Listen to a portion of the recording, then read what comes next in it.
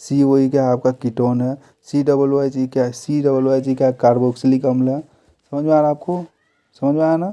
तो चलिए एल्डिहाइड पूछा, एल्डिहाइड का क्या होगा सी, ऑप्शन भी दिया, आंसर सही दिया। तो आपको याद रखना ओ एच अल्कोहल, इसका प्रयोग आप शराब सेवन इस समय किया जाता है, ठीक है। कीटोन यहाँ पे सी एच एल्डिहाइड, फिर आपका सी डबल एच कार्बोक्सिलिक अम्ल। चलिए आगे। एल्काइन श्रेणी के सदस्यों का सामान्य सूत्र क्या होता है, तो आपका आंसर हो जाएगा एल्काइन का CnH2n माइनस। एल्काइन श्रेणी के सदस्यों का एल्केन एल्किन एल्काइन, एल्काइन श्रेणी के सदस्यों का सामान्य सूत्र क्या होगा, तो एल्काइन पूछा CnH2n-2। याद रखना आपको, कोई दिक्कत, कोई दिक्कत नहीं। तो चलिए आते हैं हम लोग पहले समझते हैं एल्केन। एल्केन पूछेगा क्योंकि आंसर गलती दिया हुआ यहाँ पे, आपका डी नंबर आंसर होगा, ठीक है। एल्केन पूछेगा तो क्या होगा CnH2n+2। जब भी आपको एल्केन पूछेगा CnH2n-2 होगा। अगर आपको एल्किन पूछ देगा तो CnH2n हो जाएगा। अगर आपको एल्काइन पूछ देगा तो Cn-2 हो जाएगा। यहाँ क्या हो जाएगा, -2 हो जाएगा। कोई दिक्कत, समझ ही रहे होंगे। एल्केन देखिए हम ऐसे समझाते हैं, केन रहेगा ना तो उसमें +2 लगेगा नीचे में, कीन रहेगा ना तो आपको यहाँ पे लगेगा सिर्फ 2, उसमें प्लस माइनस कुछ ना होना, 2n तक रुक जाएगा वो, ठीक है। और इसमें 2n प्लस क्या लगेगा 2 नीचे। अब देखिए काइन रहेगा ना, केंगे जाया करता है, कुकू बहुत चिल्लाता है, कि क्या कू करता है, उसमें घटा होवे करता है उसका, तो यहाँ पे क्या होगा वो घटा होगा। तो कब होगा वो काइन, एल्काइन, मिथाइन, एल्काइन, ये सब जितना सब आपका है, एथाइन, प्रोपाइन, ब्यूटाइन, हेक्साइन, ठीक है, पेंटाइन, बहुत चीज़ है, उतना बोलेंगे तो हो गया। एल्केन का समान सूत्र क्या है, सॉरी एल्काइन श्रेणी के सदस्यों का समान सूत्र क्या होता है CnH2n-2। ये आपका आंसर गलती दिया हुआ था, किया गलत उलट पीवीटी में दिया था, बताइए, इतना पॉपुलर किताब होते हुए भी। सी डबल एच अभिक्रियाशील मूल्यों को क्या कहते हैं, सी डबल एच आपको बताया था, इसको क्या बोलते हैं हम लोग, कार्बोक्सिलिक अम्ल। क्या बोलते हैं इसको, कार्बोक्सिलिक अम्ल। बताइए बी दे दिया, अम्ल लिख दिया। अब बच्चा क्या जानने गया, तो ये आपका कार्बोक्सिलिक अम्ल, ठीक है, कार्बोक्सिलिक अम्ल याद रखना। अब देखिए आगे, एल्केन का सामान्य सूत्र क्या, अभी जस्ट बता, आपको केन रहेगा तो उसमें क्या होगा 2n+2 नीचे जुटेगा। तो देखिए 2n+2 नीचे कहाँ जुटा हुआ, सी नंबर आंसर सही, वाह अच्छा दिया, सही दिया।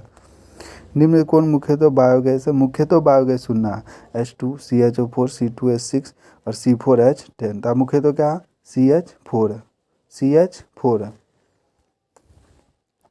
प्रोपेन में उपस्थित प्रक्रियात्मक समूह क्या है, प्रोपेनोन।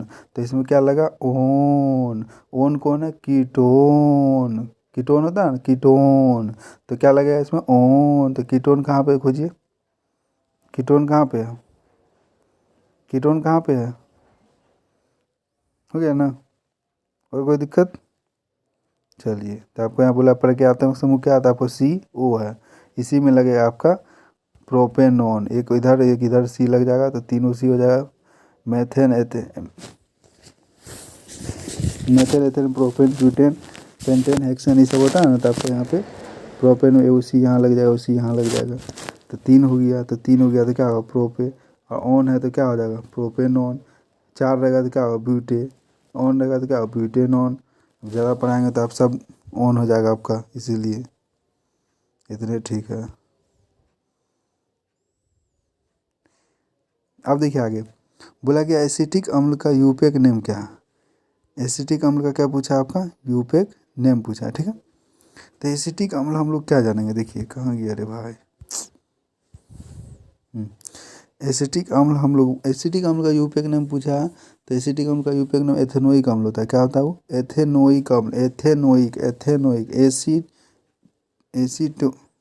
एसिटिक है ना, तो एथेनोइक होगा, याद रखना आपको।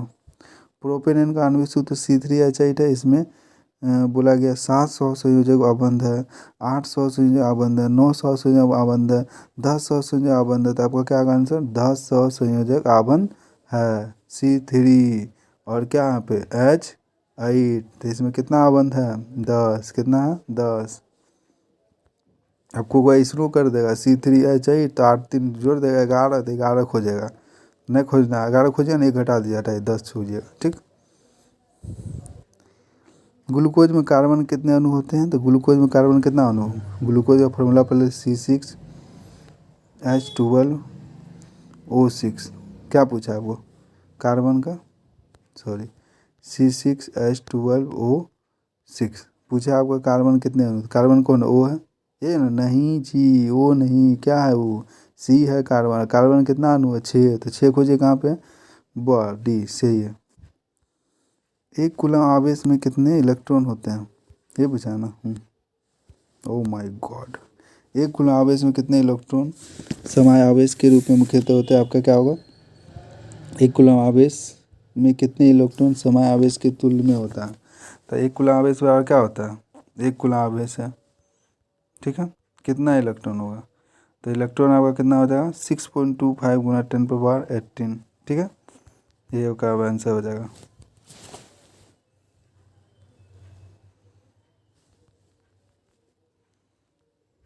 ठीक। नाइट्रोजन के द्विपरमाणु अणु में कैसा आबंध होगा?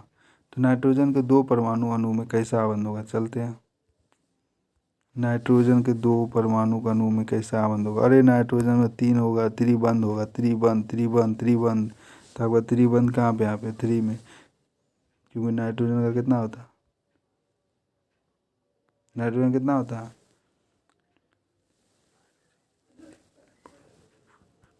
नाइट्रोजन कितना होता है? 7। पहला घर में कितना रहेगा? 2।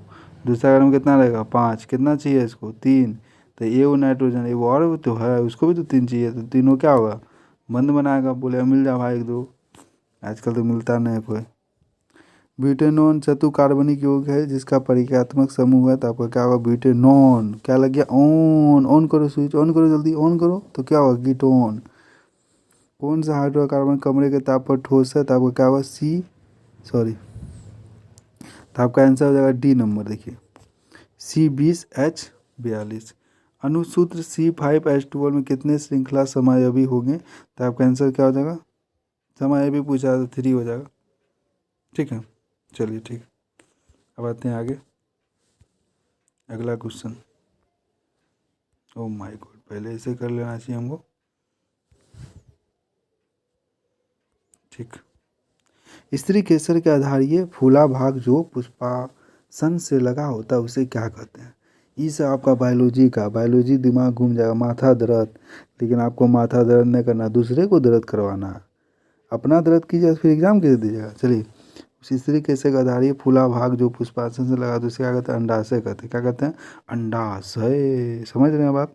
इनमें कौन अलैंगिक जनन की विधि है? तो आपका आंसर क्या हो जाएगा? बीजाणु जनन भी है, मुकुलन भी है, विखंडन भी है। तो इसमें क्या होगा? इनमें से सभी। जंतुओं के विपरीत एकल पौधे में जनन की सबसे तरल विधि क्या है? तरल विधि क्या है? तो आपका प्राकृतिक कायिक प्रबंधन। ये सबसे वीवीआई क्वेश्चन आपका।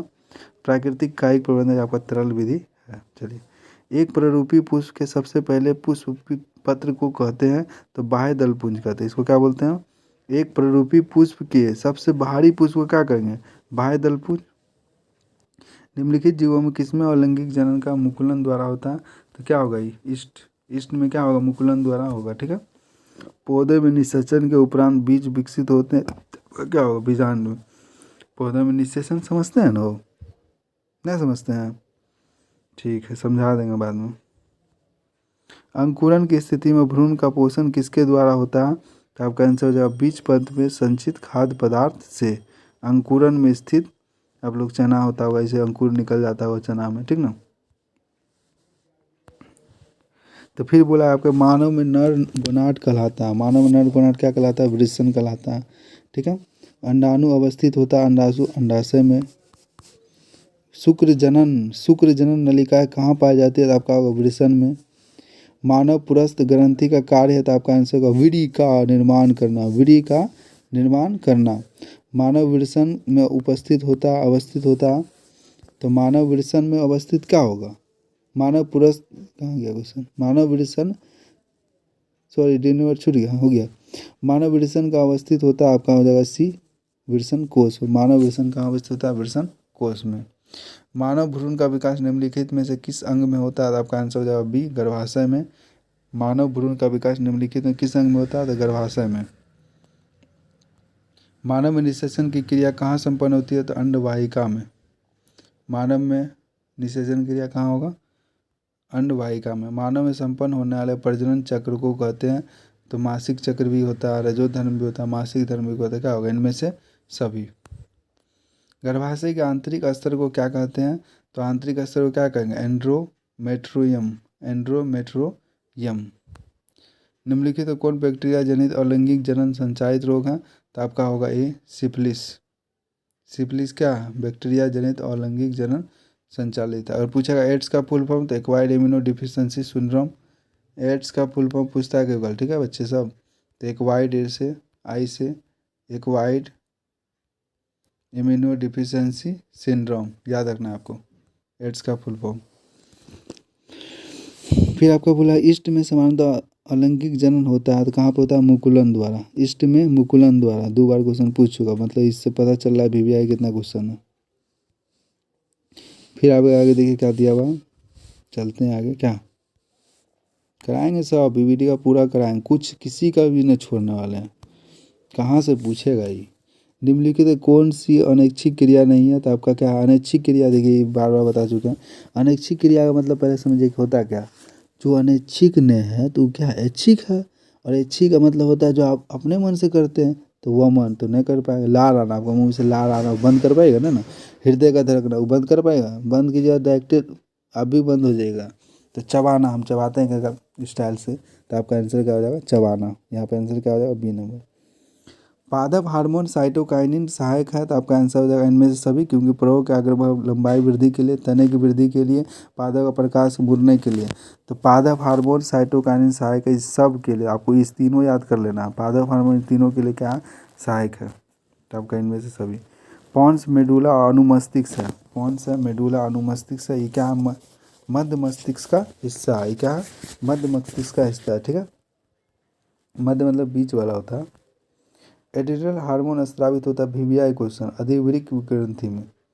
एड्रिनिल एड्रिनिल एड्रिनलिन हार्मोन स्रावित होता है अधिवृक्क ग्रंथि में। हमारे शरीर में कौन सा हार्मोन कार्बोहाइड्रेट प्रोटीन दवसा का उपचार का नियंत्रण करता है? थायरॉक्सिन। ये भी आपका वीवीआई है। आपका ये एक वीवीआई, और आपका कहाँ गया है वो यहाँ वीवीआई है, और ये आपका कहाँ गया वीवीआई ये यहाँ वीवीआई है। तो आपका तीनों वीवीआई मिल चुका अभी तक में, ठीक है। हमारे शरीर में कार्बोहाइड्रेट प्रोटीन और वसा उपचार में क्या होता है? तो आपका होगा थायरॉक्सिन। क्या होगा वो? थायरॉक्सिन। पराग नलिका का बीजांड की ओर वृद्धि करना किस प्रकार का अनुवर्तन से संबंधित? 28 का होगा रासायनिक अनुवर्तन। क्या होगा वो? रसायन अनुवर्तन। निम्नलिखित में कौन सा वायरस संक्रमित रोग है? तो आपका क्या होगा? HIV AIDS. तब ना बोलता है HIV एड्स, बहुत वायरस संक्रमित हो, इधर उधर नहीं करना ज़्यादा। निम्नलिखित में कौन सा पादप हार्मोन? तो आपका क्या होगा? साइटोकाइनिन। क्या होगा? ये भी आपका वीवीआई है, ये भी आपका वीवीआई भी वीवीआई है, ये भी वीवीआई है, और कहाँ गया वो? ये यहाँ वीवीआई है, ये वो यहाँ। चलिए इतना वीवीआई मिल चुका है। निम्नलिखित कौन वायरस जनित रोग है? तो HIV एड्स हो गया।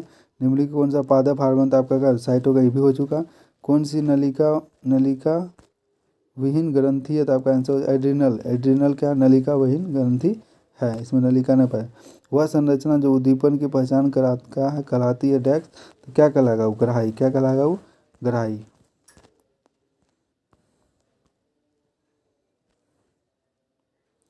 अब आगे आइए, वह संरचना, ठीक है, वह संरचना जो उद्दीपन की पहचान कराती क्या कहलाता है? वो ग्राही कहलाता है, ठीक है। फिर बोला निम्नलिखित में से कौन सा पादप हार्मोन, निम्नलिखित में से कौन सा पादप हार्मोन, निम्नलिखित कौन सा एक पादप हार्मोन? तो आपका होगा एस्ट्रोजन, इंसुलिन, थायरोक्सिन, जिबरेलिन। क्या है? जिबरेलिन क्या पादप हार्मोन है। मानव मस्तिष्क में कितने जोड़े कपाल तंत्रिका मिलती है? तो 12 जोड़ा। कितना जोड़ा मिलेगा आपका? 12 जोड़ा कपाल ग्रंथि मिलती है। मानव मेरुरज्जु से निकलने वाले मेरु तंत्रिकाओं की संख्या होती है, तो आपका होगा 31 जोड़ी। 31 जोड़ी। ये आपका मानव मस्तिष्क में कितने जोड़े कपाल पाए जाते हैं? 12 जोड़ा। ये वीवीआई है। निम्नलिखित कौन सा पादप हार्मोन था? जिबरेलिन। ये भी वीवीआई है, ये भी वीवीआई है, ये भी वीवीआई है। मानव मस्तिष्क पूछा तो 12। मानव मेरु तंत्रिका संख्या तो आपको याद रखना है 31 जोड़ा, उल्टा पुल्टा ना कर दीजिएगा। 2 न्यूरॉन के मध्य खाली स्थान में क्या कहते हैं? सिनेप्स। वीवीआई। मोस्ट वीवीआई, एम भी वीवीआई लगाई। दो न्यूरॉनों के मध्य खाली स्थान क्या कहेंगे? सिनेप्स। नलिका विहीन अंतःस्रावी ग्रंथों के स्राव को क्या कहते हैं? तो आपका आंसर हो जाएगा ए हार्मोन। क्या हो जाएगा वो? नलिका विहीन अंतःस्रावी ग्रंथि को क्या कहेंगे? हार्मोन। और आपको जस्ट अभी बताए थे हम कि कहाँ गया वो क्वेश्चन था। अच्छा ठीक है, जब मिलेगा बताएंगे, लेकिन बताए तो जस्ट हम कौन सी ग्रंथि नलिका विहीन होती है। नहीं क्या इसमें नहीं बताया ना? ठीक है, तो यहाँ पे आपका जाएगा। देखिए आगे क्या है कि हार्मोन शब्द का सर्वप्रथम प्रतिपादन किसने किया था? स्टॉर्लिंग। स्टार्लिंग जो है आपका हार्मोन शब्द का प्रथम लिंगे से पता चल रहा है, देखते ना। थायराइड ग्रंथि द्वारा थायरॉक्सिन हार्मोन संश्लेषण इसके लिए आवश्यक है, तो आपका क्या होगा? आयोडीन। क्या होगा वो? आयोडीन। साइटोन से निकलने वाले शाखित प्रबंधन को क्या कहते हैं? आपका डी डेंड्राइट्स। क्या कहेगा उसको? डेंड्राइट। इनमें कौन बुद्धि और चतुराई का केंद्र? सबसे विवाह सेरिब्रम। बुद्धि और चतुराई का केंद्र है सेरिब्रम। ठीक है, और यानी अनैच्छिक क्रिया क्या होगा? सेरिबेलम में होगा, याद रखिएगा। निम्नलिखित ग्रंथों किसे मास्टर ग्रंथि कहते हैं? तो पिट्यूटरी है क्या? हाँ है, चलिए। तो आपका पिट्यूटरी ग्रंथि यहाँ पे होगा, मास्टर ग्रंथि इसको कहते हैं, पिट्यूटरी ग्रंथि। सबसे छोटा ग्रंथि भी आपको पिट्यूटरी कहाँ चल जाता है। ठीक है, चलते हैं आगे। ठीक है, थैंक यू सो मच इतना क्वेश्चन के लिए। अगला दिन फिर हम इसी तरह सा आपका ख़त्म करेंगे। कहाँ से पूछा देखते हैं। Thank you so much. Like comment ठोक ठाक के नहीं करना है, पढ़ना है, और जो जो आपसे यानी कि कोई आपसे है उसको जानकारी लेना है बस, और कुछ नहीं चाहिए हमको। ठीक है, थैंक यू।